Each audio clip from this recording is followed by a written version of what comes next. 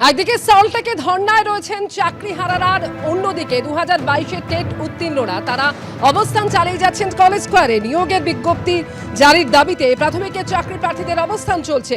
মুখে কালি লেপে প্রতিবাদ জানাচ্ছেন টেট উত্তীর্ণরা।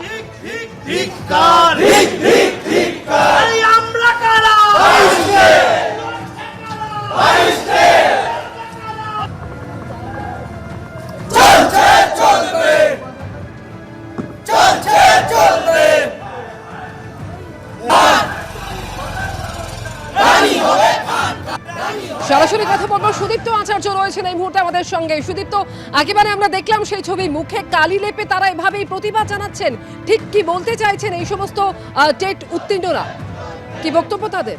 একদমই আজকে তৃতীয় দিন। তুমি জানো যে শুক্রবার থেকে শুরু হয়েছে এবং আজকে তারা মানববন্ধনের পাশাপাশি যে পেনের কালি দিয়ে ছাত্রছাত্রী পড়ুয়াদের অ ক খ পড়ানোর কথা ছিল সেই কালি তারা লজ্জায় নিজেদের মুখে লাগিয়েছে। আমরা দেখতে পাচ্ছি যে 2022-এর যারা টেট উত্তীর্ণ তারা এখনও আমরা দেখতে পাচ্ছি ইউনিভার্সিটি ইনস্টিটিউট হলের সামনে নিজেদের মুখে কালি মাখছে এবং কালো ফেটটি কিন্তু তাদের মাথায় রয়েছে এবং তারা যেটা বলছেন যে পেন দিয়ে তাদের শিক্ষা দেওয়ার কথা ছিল সেই পেন দিয়ে শিক্ষা দিতে পারছেন না, তাই সেই কালি লজ্জায় তারা নিজেদের মুখে মাখছেন। আমরা দেখছি তারা কিন্তু মানববন্ধন করছেন। পাশাপাশি আমার সহকর্মী অতনু কুন্ডুকে দেখাতে বলবো, তারা মুখ্যমন্ত্রীকে একটা সুবিস্তৃত খোলা চিঠি দিয়েছেন এবং খোলা চিঠিতে কিন্তু তারা বলছেন যে তাদের যে দাবি সেই দাবিগুলো যাতে অবিলম্বে মেটানো হয়। আমরা কথা বলে নেব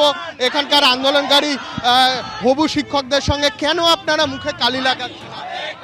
অ্যাকচুয়ালি এই কালি দিয়ে আমরা লিখি, পেনের কালি দিয়ে আমরা লিখি। দীর্ঘদিন যখন নিয়োগ হচ্ছে না, শিক্ষক নিয়োগ যখন হচ্ছে না, বাধ্য হয়ে সেই কালি মুখে মেখে আমরা তীব্র ধিক্কার জানাই এই রাজ্য সরকারকে। দীর্ঘ বছর নিয়োগ হয়নি, আমরা নিয়োগ চাইছি, আর এই প্রতীকী প্রতিবাদ পেনের কালি মেখে মুখে মেখেছি, আমরা লিখতে পারছি না বলে। তারা লিখতে পারছে না, যে পেন দিয়ে লেখার কথা ছিল লিখতে পারছেন না, তাই জন্য সেই পেনের কালি তারা নিজেদের মুখে মেখেছেন।